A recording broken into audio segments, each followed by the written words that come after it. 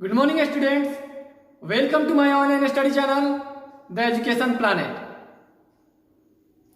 Dear students, आज के इस वीडियो में मैं आपके सबसे इंटरेस्टेड सब्जेक्ट मैथमेटिक्स का सिलेबस बताने वाला हूं। यह वीडियो उन स्टूडेंट्स के लिए अत्यंत महत्वपूर्ण होगा जो मैट्रिक का एग्जाम पास करके आईएससी में एडमिशन लेने का निर्णय ले चुके हैं और मैथ सब्जेक्ट पढ़ना चाहते हैं।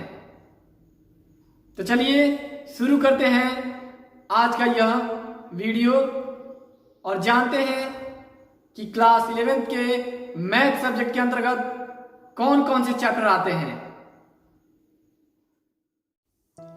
सो डियर स्टूडेंट्स, एनसीईआरटी द्वारा प्रदत्त क्लास 11th के मैथ सिलेबस में कुल 6 यूनिट दिए गए हैं, जिनमें पहला है समुच्चय और फलन अर्थात सेट्स एंड फंक्शंस। इससे आपके फाइनल एग्जाम में 29 मार्क्स के प्रश्न पूछे जाते हैं। दूसरा है बीजगणित अर्थात अलजेब्रा। इससे आपके फाइनल एग्जाम में 37 मार्क्स के प्रश्न पूछे जाते हैं। तीसरा है नियामक ज्यामिति अर्थात कोऑर्डिनेट ज्योमेट्री। इससे आपके फाइनल एग्जाम में 13 मार्क्स के प्रश्न पूछे जाते हैं। चौथा है अवकलन शास्त्र अर्थात कैलकुलस। इससे आपके फाइनल एग्जाम में 6 मार्क्स के प्रश्न पूछे जाते हैं। पांचवा है गणितीय विवेचन अर्थात मैथमेटिकल रीजनिंग। इससे आपके फाइनल एग्जाम में 3 मार्क्स के प्रश्न पूछे जाते हैं। और छठा तथा अंतिम है सांख्यिकी एवं प्रायिकता अर्थात स्टैटिक्स एंड प्रोबेबिलिटी। इससे आपके फाइनल एग्जाम में कुल 12 मार्क्स के प्रश्न पूछे जाते हैं। अर्थात इन सभी यूनिटों से कुल 100 मार्क्स के प्रश्न आपके फाइनल एग्जाम में पूछे जाते हैं। तो अब मैं आपको बताऊंगा कि इन सभी यूनिटों के अंतर्गत कितने और कौन कौन से चैप्टर आते हैं। तो चलिए अब जानते हैं उन चैप्टरों के नाम। सो डियर स्टूडेंट्स, हमारे पहले यूनिट सेट्स एंड फंक्शंस के अंतर्गत 3 चैप्टर दिए गए हैं। पहला समुच्चय अर्थात सेट्स। यह आपके पाठ्य पुस्तक के अनुसार एक्सरसाइज 1.1 से 1.6 तक है। दूसरा है संबंध एवं फलन अर्थात रिलेशंस एंड फंक्शंस। यह आपके पाठ्य पुस्तक के अनुसार एक्सरसाइज 2.1 से 2.3 तक है। तथा तीसरा है त्रिकोणमितीय फलन अर्थात ट्रिगोनोमेट्रिक फंक्शंस। यह आपके पाठ्य पुस्तक के अनुसार एक्सरसाइज 3.1 से 3.4 तक है।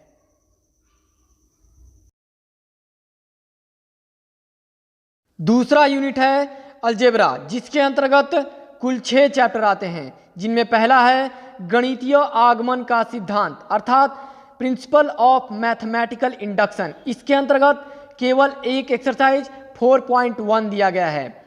दूसरे चैप्टर का नाम है सम्मिश्र संख्याएं और विघातीय समीकरण अर्थात complex numbers and quadratic equations. यह एक्सरसाइज 5.1 से 5.3 तक है।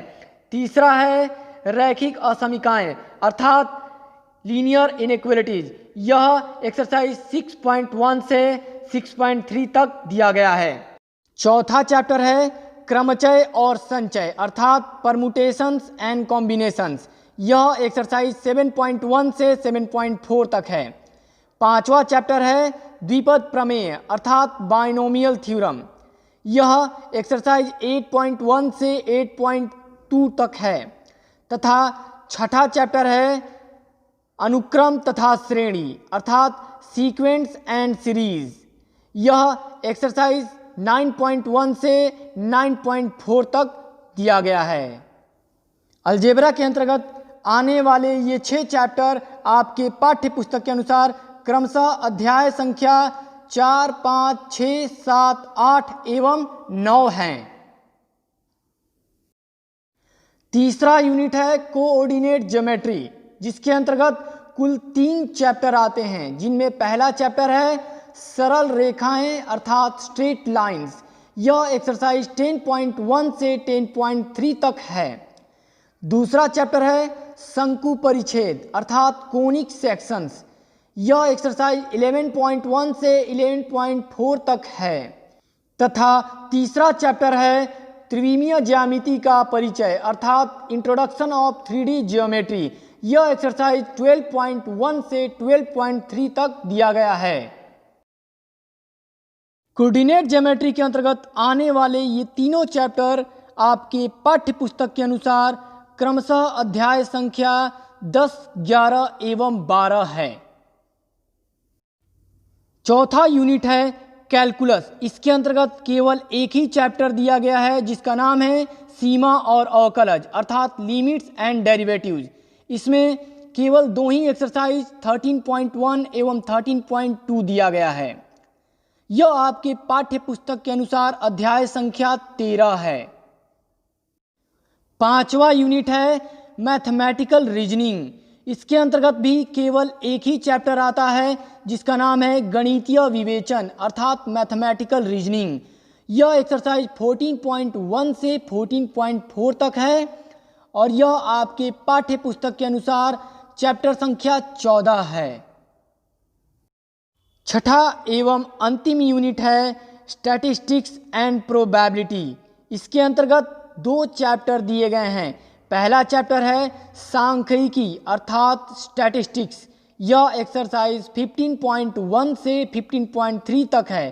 तथा दूसरा चैप्टर है प्रायिकता अर्थात प्रोबेबिलिटी। यह एक्सरसाइज 16.1 से 16.3 तक है।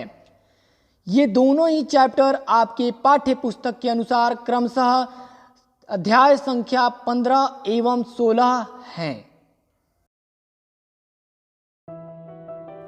डियर स्टूडेंट्स, तो अभी आपने जाना क्लास 11th के मैथ सिलेबस के बारे में। यदि वीडियो अच्छा लगा हो तो कृपया मेरे चैनल को सब्सक्राइब कर दें और वीडियो को अधिक से अधिक शेयर करें, ताकि अन्य स्टूडेंट्स भी इसका लाभ ले सकें। तो अब मिलते हैं नेक्स्ट टाइम इसी तरह के ज्ञानवर्धक वीडियो के साथ। तब तक के लिए धन्यवाद।